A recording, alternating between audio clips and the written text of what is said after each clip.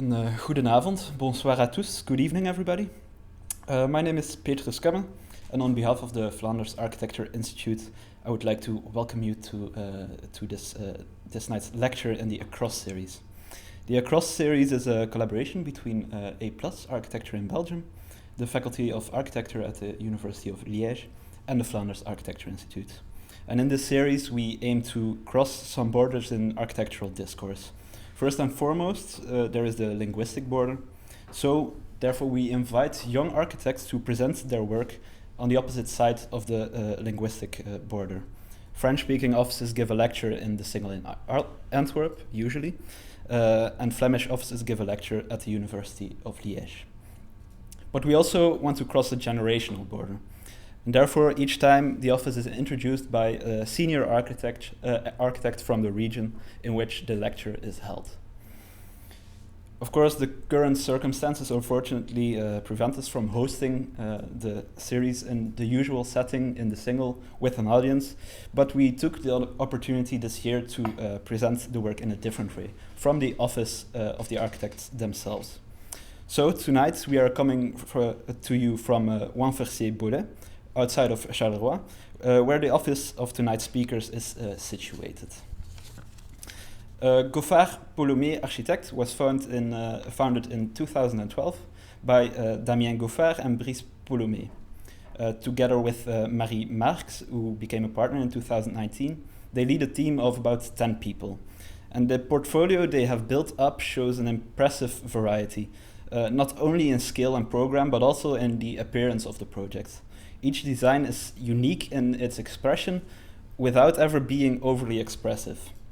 Their shared DNA is an approach that is, quote, at once rational and holistic, considering the specific context, the time and the space as the fundamental building materials. From there, they make architecture that is precise and clear, but also layered and full of character.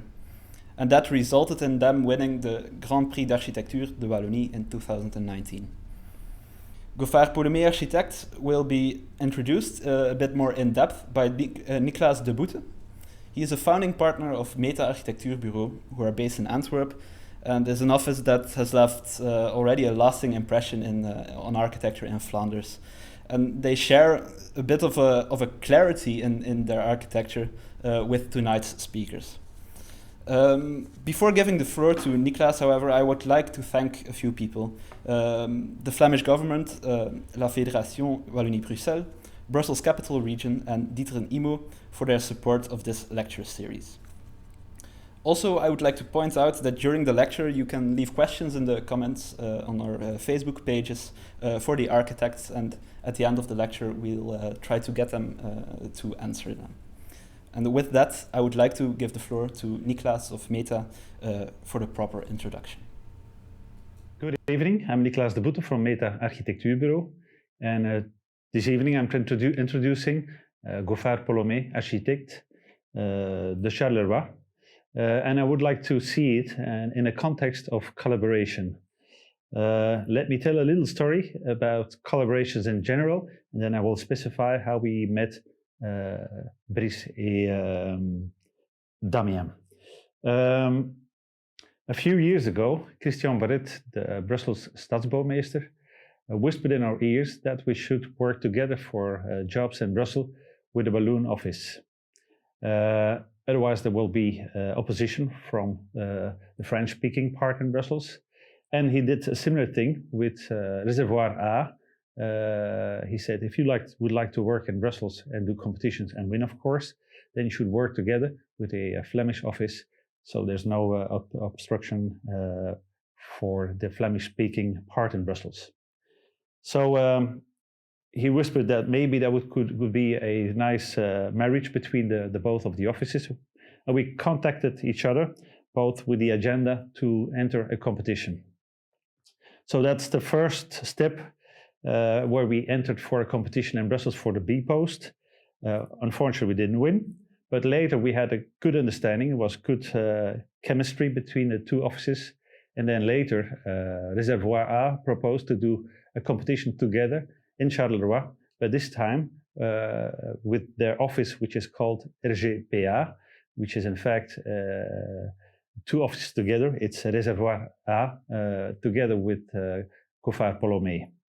And again, we had a lot of fun. And maybe this is the most essential thing about collaboration. It's having fun. Because when there's good chemistry, there's a good project.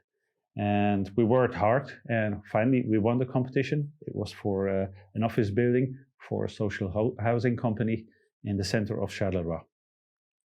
So that's how we met Damien and Brice for that competition.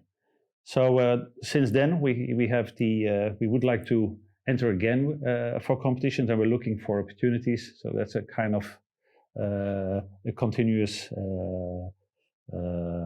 relationship. But of course, if you want to work together, and it's not always easy, we have also bad stories about working together with other offices. But there should be in the DNA of the offices a similar thing. It's like every relationship. It makes it interesting when there's enough overlap, as we say, it should be like that, and enough differences. Because the differences add the extra spices to your attitude, towards your reflex to design. And the similarities are necessary to understand each other. So with Goffart Polomé, we have that. There is enough similarities between both of the offices, so we understand each other very well. So there's no competition, there are no fights. It's only it's learning from each other. Now I would like to say something about the architectural identity of Goffart et Polomé. First of all, I would like to say, like they say in France, it's une architecture honnête. And what does it mean? It means that they can make very simple solutions for quite complex questions. And that's definitely a smart way to deal with architecture. And the way they do it, it's most of the time it's in the way mathematically the geometrical solutions and compositions are done. And then the way the structure and materiality is introduced, it's all quite logic and evident. And at the end, it's a very rational design, but there's also at the same time a lot of poetry in it. And it's very important to say also it's what we say a very affordable architecture. It's not high-end, it's not a fancy design which costs a lot. No, it's very low profile and it's part of real life. So that's why we definitely appreciate Goffart Polomé, and that's definitely one of the main reasons why we like to work together with them, because it's a DNA we really appreciate. So thank you for listening. Niklaas. We would like to thank A+, Liège and VAI for inviting us to describe our practice. It means a lot for us to conclude this cycle of lectures. And of course, very special thanks to our friend Niklaas. It's a shame that we cannot lecture at the single tonight. It would have been a good reason to share a drink after this lecture. This lecture is an opportunity to have a look back over the last 10 years. And during this introspective work, a word appeared several times: congruence. Congruence means to us a specific currency between the discourse and the practice, to have no facade. And this value is important because it transcends all aspects of our practice, from how we approach architecture and choose our clients, to how we organize our work and communicate in the office. In this case, congruence is perceived in three different features: studio, context, and clients. Working at the studio. At the beginning, we called the office Goffart Polomé because it was so easy, but honestly, also because finally we had the chance or the opportunity to have our own office, and perhaps maybe a bit about ego. However, this doesn't represent our actual practice. Our purpose is not to work with a front and a back line. We work more as a team with an iterative approach. Actually, we are about 10 people, including architects, engineers, interior designer, and so on. For example, this lecture, like projects in general, was prepared as a collective work in which everyone had the opportunity to add their own inputs. That's why tonight I'm so glad to introduce you, Pierre-Loup, the youngest member of the office. Hello, as Brice told you, I'm not only here to support him discussing our approach in English, yeah. The second item is working with or in a specific context. During my studies in Saint-Luc, Brussels, one of my professors once told me that if I wanted to practice architecture, I should just focus only on competitions, only on public standards. At this studio, we don't agree with this view. In fact, 90% of the built environment service traditional typologies like houses, collective housing, commercial areas, retails, and so on. So we think that it's our duty to get our hands dirty. In French, I would say, mettre les mains dans le cambouis. At our scale, we consider that this approach could contribute to active debate on the role of architecture in society. In this way, we think that it's very important that some organizations such as ICA, UA, or burmesters in Wallonia are contributing to enrich the dialogue in architecture. So the third one is working with clients. What does it mean for us? One basic example to involve our interlocutor, for example, a promoter. We developed a graphical communication based on renders, photorealistic ones, easy to understand for everyone. Even though we like collages and models, we have to do their own tools, and sometimes pervert them. So believe us, we have to put in as much energy to convince them as we need to win a competition. In fact, our goal is more to tell about a really nice or beautiful story, even more so when we have to deal with people who have no particular architectural expertise or sensibility. Through the years, the office has developed an ability to narrate. In this way, we usually refer to mental images to illustrate the project. This has led to the emergence of its own language, defined by idioms. For the sake of this lecture, we decide not to focus on every specific aspect of each project that we will show you. Obviously, circularity, reuse, sustainability, rhythm, structural grid, or structural details, and so on, or transcend our entire portfolio. Instead, in this case, we just wanted to talk about their morphological process, especially how much it has been adapted to a Wallon commissioner, for instance. Tonight, we prefer using anecdotes. So we structure our naive and spontaneous approach into 4 different idioms to explain a project: geometric, ornamental, vernacular, and incremental. So to begin, we would like to discuss the geometrical playground we often refer to when we approach a project. The use of basic geometric shapes such as the circle, the triangle, the square, the hexagon, and so on is particularly meaningful as it is appropriable by everyone, because everybody knows what a square or a circle looks like. So it refers to the notion of archetype defined by Aldo Rossi as the expression of a set of common values. So basic shapes refer to mental images, memories in our minds, which is crucial to tell a beautiful story. The use of grids, sequences, and basic forms adds rigor and flexibility to a place, following a simple structural logic, for instance. However, what brings life to such a concept is often the exception to these strict geometrical rules, and, for example, an unexpected curve, a softened or sharpened angle, or just a simple offset. So when we launched the office in 2012, we applied to 2 competitions. We won both, beginner's luck. And one of them was the extension of a school in Bossière, a small village near Jean-Blou. The program was just to add 2 classrooms and toilet facilities to the existing school complex, so not too difficult. As you can see, the shape of this extension is a basic circle. And to be honest, we didn't come up with this winning idea. The person who did was the officer in charge of the public procurement. Hello, Hubert. But you have to imagine that a very serious guy, a technocrat who doesn't believe in fairy tales.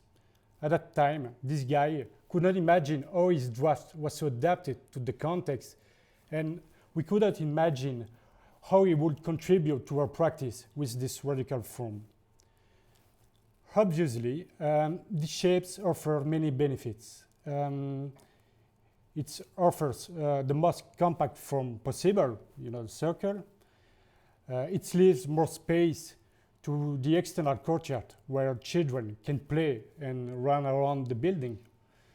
And another aspect of the project that we had to fight for is the detail of the windows. The metric span of the windows permits to avoid any beams to support the bricks, so it's more cost efficient. And finally, inside, the curve also participates to the pedagogic scheme. It focuses the attention of the children on the board and of course on the teacher.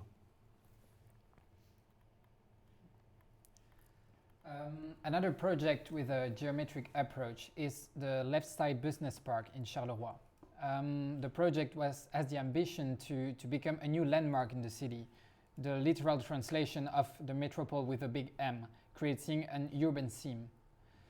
Actually, we were commissioned by a developer together with RGPA, which is, as Niklaas said, a partnership with Réservoir A, to design office spaces, public facilities, and residential complexes.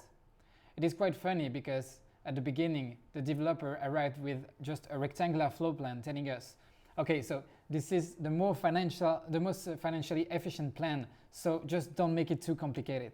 But actually, we decided to find a more sensitive volumetry, better responding to the context of Charleroi. So we tried two different typologies.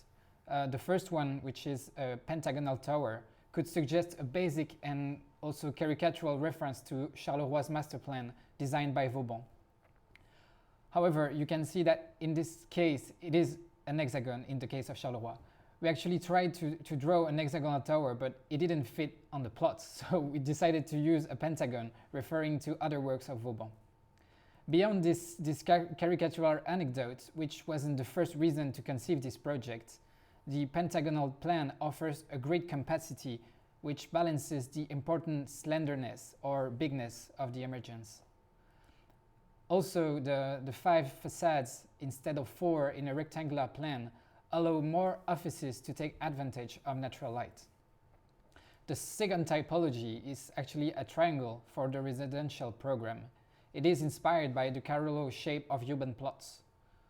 So the benefits of such typology are the fact that every apartment gets a view over the marina. Taking a look at this postcard, at the postcard of Charleroi, nobody could actually imagine that we are in Charleroi. So it's actually a good example of render manipulation.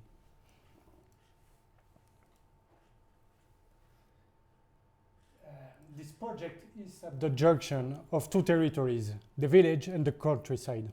The program consists of 2 blocks of 14 apartments.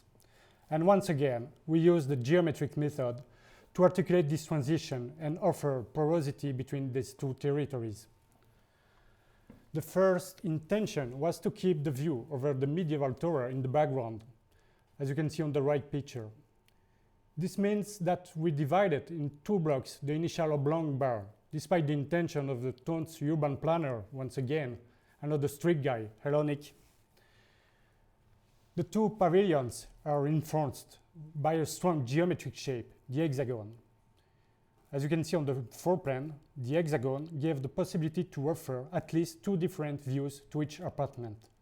A corner view, more efficient for filling the course of the day. But also, we were quite aware of the consequences of using such a complex shape on building the site.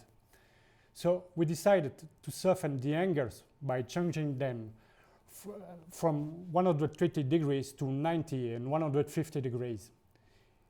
It's allowed us to retrieve a certain orthogonality in the floor plan to ease the construction by using prefab slabs. It also provides a better habitability, and it's clearly easier to put furniture in a rectangular room, you know.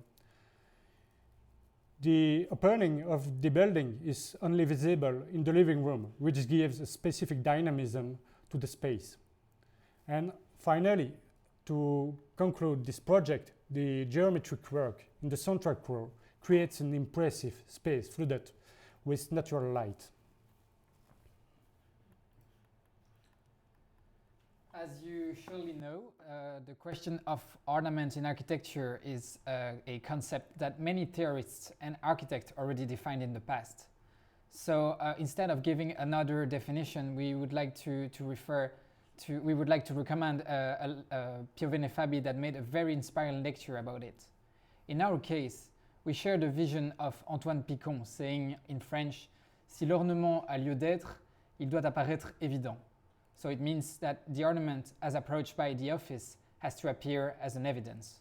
The ornament is entirely merged with the structure to the extent that they are indissociable and not being just a suit for the building, using Antoine Picon's words. At the beginning of our practice, we abused of the chantier by using rough cast and just an external coating in a lot of our projects. And actually today, we got through this epoch.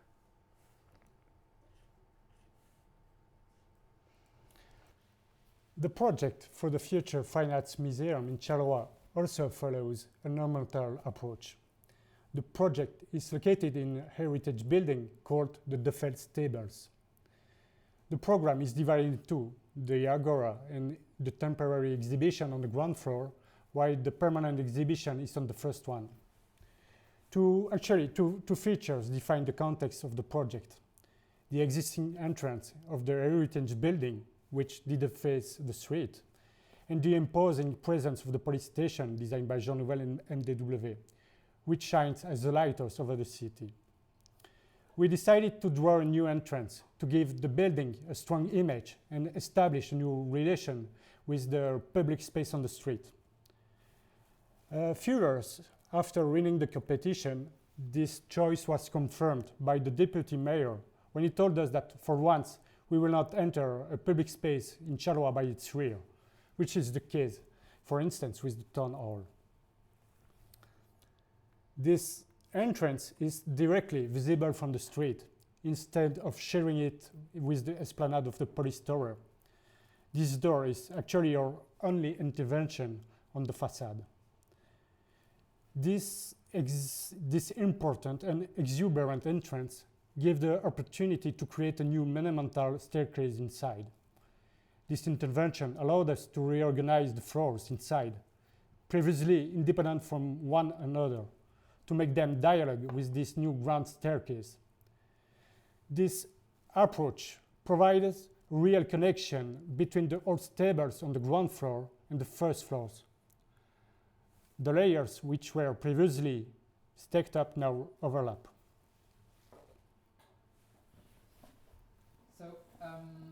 The project for the new headquarters of the Société Wallonne de Crédit Social in Charleroi is a good example of this type of approach. It's a winning project for a public bank that we conceived together with Meta and RGPA. The building is composed of 6 floors dedicated to the bank and 1 for social housing. The new building is approached as in an ornamental way, using the same bricks color to respond to the postmodern context around it, a style that is actually shared by a lot of public buildings in Wallonia. The ornamental dimension of the project is also combined with its great functionality. Maybe the architectonic shape of the building seems evident today, but we have to say that the association, the real partnership with Meta, clearly helped us to approach this sensitive conception. To fit with the surrounding, a peristyle was imagined along the facade, playing with the porosity, the transparency, and also integrating public equipment into it. Somehow, this aspect defines the social purpose of the SWCS, which is a social bank, in opposition to traditional financial institutions that are much more close.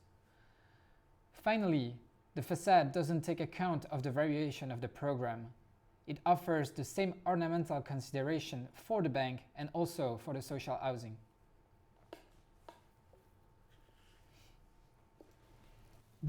This project of collective apartments takes place in Malone, in Namur. The requirements of the project imposed us to complete the initial private housing program with social housing. First of all, it's clear that the project and its plan seems quite basic. However, it's the diversity of the program that we found interesting, despite the first purpose of the promoter, means profitability. You know, hybridization makes a society more organic. So to give a bit more flavor to the floor plan, we proposed a small coquetry on the facade by using a frieze. The slab nosing unifies the silent elements of the building, such as balconies, lintels, and so on. Actually, it was important to us that both buildings, no matter their programs, receive the same coquettish touch. It aims to bridge the gap between the social disparities of its inhabitants. Talking about these elements, the developer didn't consider their existence before starting the construction, as usual. At the beginning of the project, he just wanted the building permit to be granted. So when he figured out about these ornamental elements, he just wanted to put rust-cast external coating instead. It shows in this case that collaborating with developers often requires continuous negotiations, give and take, to find the balance between architectural value and financial profitability. So this third approach defines the sensibility with which the office works in Wallonia, especially in highly traditional and conservative areas. Though the vernacular architecture might be perceived as contradictory, because actually vernacular is by definition an architecture without an architect, focusing more on the specific geographical and social needs of a local group of people. We use a more like neo-vernacular architecture that is supporting a more contemporary interpolation within a vernacular context. It defines an architecture that both get inspired by local traditions and uses actual technologies and aesthetic language to develop a more resilient response to a particular program in a particular context. This approach uses well-known archetypes which people can relate to and easily understand. The kindergarten is located in Loverval, close to Charleroi. It's implanted in particularly wooded and hilly area. And actually, the context of the kindergarten, both built and unbuilt, influenced many choices that we made during the design. For instance, we used a double pitch roof by metaphor of the surrounding context, but also it was, in this case, the most efficient concept to deal with the important vegetation around the building. They use a flat roof, or adding girders would have demanded an important maintenance. In this case, the engineer accuracy is crucial to prevent the roof from flying off. As you can see in the section, we also drew large skylights to the roof to signify the presence of the hills into the living spaces. Thanks to the lower and upper windows, the children can at the same time perceive the roots of the trees on the ground with worms and their branches in the sky with birds. There were also an important frugality imposed by the design and build approach chosen by the commissioner. And once again, there was no architect among them. So for the project, we have to prove that everything could work within a strict budget. And you know, it led to a simple but efficient proposal, a simplicity that appeared in the choice of materials.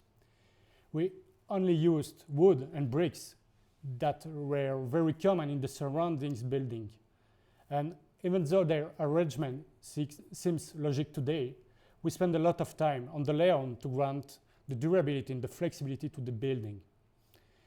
In the end, I have to say that this project clearly marked the beginning of a new chapter for this studio.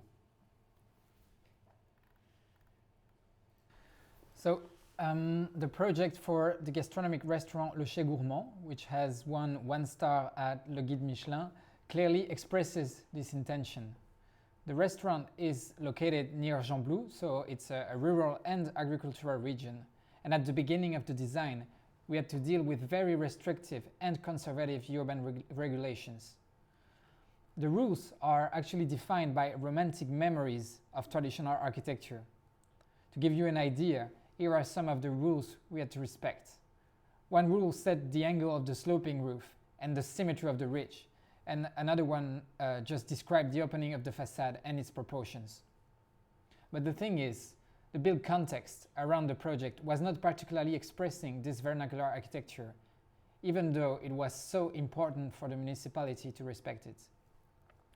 However, we decided to respect these rules and we played a bit with them as well.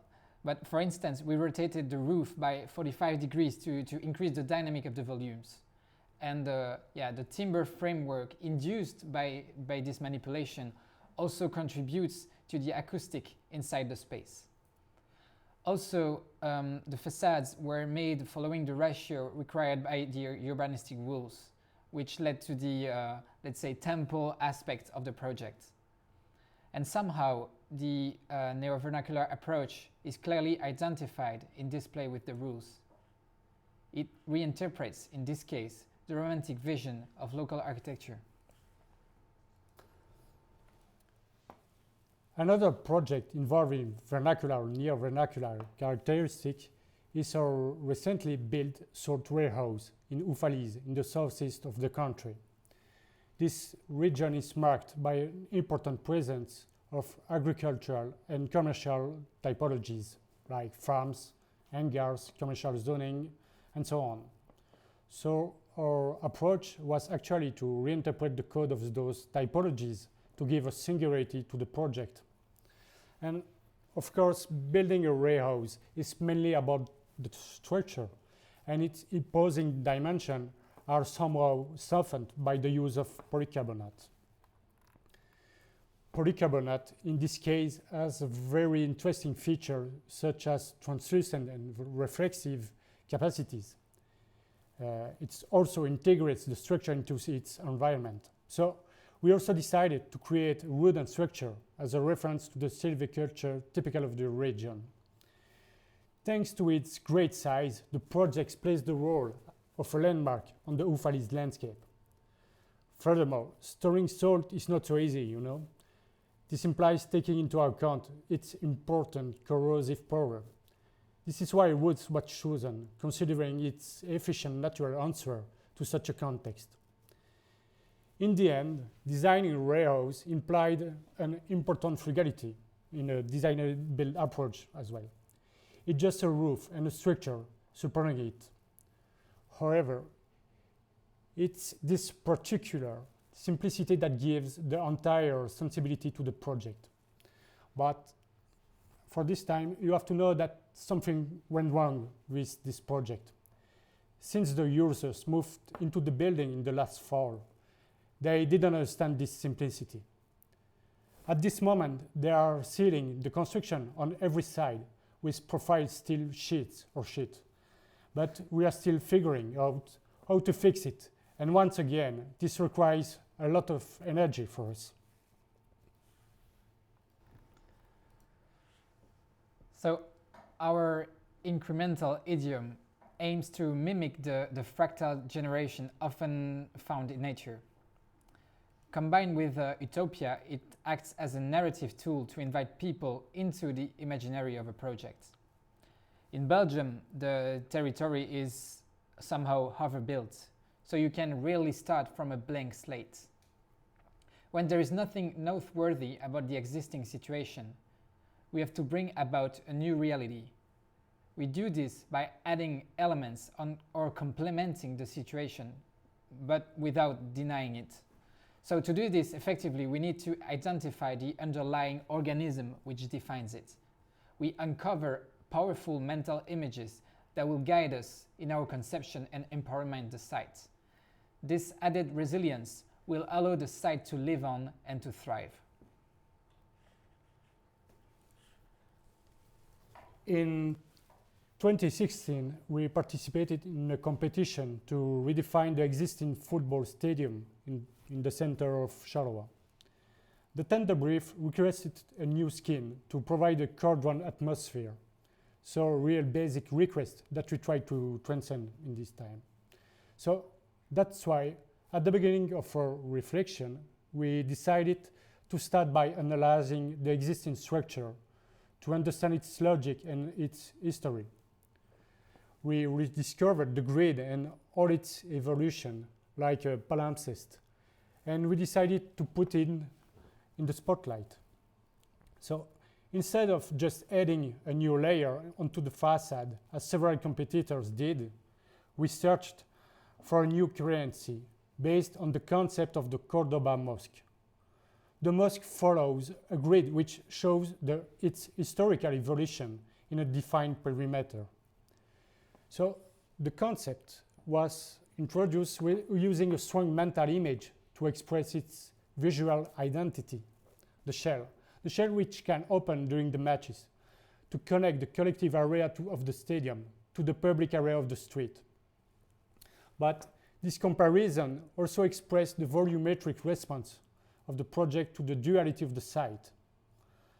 The smooth facade connecting the low residential typologies, a street with attached houses, and then the facade deployment over the esplanade to act as important public landmark. So this project is located in Tamines, in the municipality of Sambreville, between Charleroi and Namur. And it's actually the last competition we worked on, and we are still waiting for the results. So the program was to reconnect 3 public buildings in order to extend the capacity of the existing cultural center. Also, it was an opportunity to improve their energetic performances. So the major parameter we had to deal with was the strong visual identities of each building.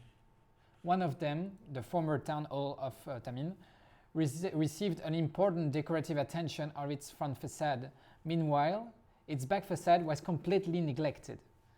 The site is also characterized by an important heterogeneity due to the successive addition of annexes. None of them is particularly famous for their beauty, as you see. So, during the initial site visits, there was a particularity of the windows on the ground floor that actually marked our attention, a pattern that we integrated actually in the final design. So, our proposal was to reconnect these different styles, both visually and physically, without imposing another identity between them. Instead, the connection reduces the strong contrasts between buildings using an abstract organism, and actually it almost parasitizes the mutilated facades to retrieve a certain homogeneity while improving the energetic performances of the project. Finally, the glass bricks increases the evanescence of the junction via its translucent and refractive capacities. So, this last project is actually composed of 2. Both projects were for clients very dear to me, my mother and my 2 brothers. The particular nature of these clients gave us the opportunity to experiment new typologies. It was like a life-size lab, and the guinea pigs of the cobays were my families. So, at the beginning, there was an existing house implanted in the middle of even bigger plot in Somzé, near Walcourt. The purpose was to add a new pavilion for my mother and a new house for one of my brothers. So what do you find beside a country house? Well, sometimes you can maybe find, for example, a garden shed, or sometimes an high voltage cabin. In this case, we decided to apply it literally. A full wooden pavilion for one, and a concrete structure with green chantilly, rose cast, for the other one. Obviously, it's a bit caricatural.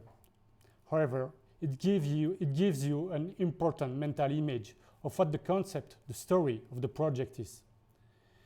The real challenge in this project was to define a new conception of living together while preserving everyone's intimacy and confer a single identity, even though it's the same regular square plan for both projects. For instance, the facades are 11 meters long. Furthermore, to preserve their intimacy, we also implanted the pavilions in a 45 degrees rotation from the existing house. And finally, a lot of thinking went into exploring the possibilities of both materials, concrete and wood, to propose the most coherent response without compromising on anything. This last project brings our presentation to a close. We hope that this glimpse in our work has raised your interest and gives you a better understanding of our practice. If you have any questions whatsoever, we will be more than happy to answer them. And don't worry if your questions are too complicated for me to understand. Pierre-Loup and Peter are good lifeguards. Thank you very much. Thank you both very much for your lecture. Very interesting. Also, the approach of the anecdotal stories behind them. I would also like to invite once more the people watching at home, if they have any questions, to leave them in the comments. But first, maybe I will ask a question. There's a clear love of geometry and as a kind of a way to approach your project. And at the same time, in your lecture, you mention references which are actually almost a bit more distant from the project themselves. They are a bit more abstract, perhaps, or they come from nature, like the shell. But at the same time, while we are sitting here in one of in the meeting room of your office, I see a rich collection of magazines and architectural publications. Do you use also references on an architectural level, like projects of other architects, historically, contemporary, especially having in mind that you, as you explained, that you work as a team, and I imagine that means a lot of communication and coming to an understanding. Do you use references as in the sense of coming up with a similar vocabulary when you design the projects? Yes, it's exactly this way. But reference from everywhere, from I don't know, a monastery till I don't know other things. But we use this way because for us it's the most efficient tool to communicate each other in the office. So it's the best. First, the best approach to understand each other. Yes, I will see that.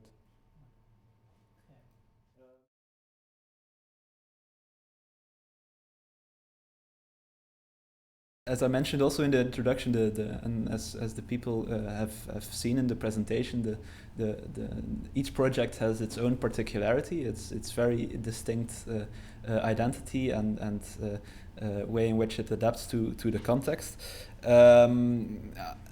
At the same time, the context in which you build sometimes is also overflown with elements that might not be architecturally that interesting. Do you find there's always something in the environment that you can use spatially, or is it sometimes also a bit of a tricky process to find these references in the context?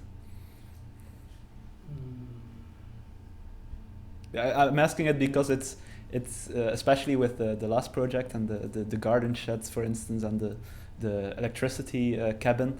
It seems almost and please understand this as a compliment. It almost seems effortless the way in which you introduce these elements from the context into your projects. Okay, but in Wallonia you have to to be understandable, accessible for your clients. And in this case, it was just a joke with the high voltage cabin and garden shed. But sometimes it's also reference for us to develop a kind of project. But how can I say? Maybe you can help me this time. Yeah, or say it in French if it's but if I can just give an example, I think the project of the cultural center in Tamin is a good example of this question we ask ourselves, is what to keep and what to delete, let's say, somehow. And actually it's a question that was not especially mentioned in the form we received at the beginning. And we have to make choices, and also with this, we just decided to keep several elements, but in the same time there is some kind of, let's say, a major discourse that is transcending the project, which is to find a certain coherency into it, so to retrieve a certain coherency, because you have a series of annexes of added elements, which actually some kind is blurring the site, and the idea is just to very honestly and very simply find an, let's say, a new coherency, a new homogeneity into it, without imposing our idea to the context, let's say.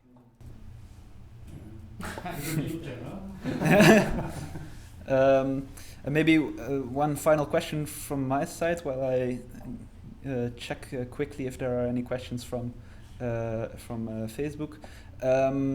I think it's interesting the range in which you work, from very rural to major urban projects,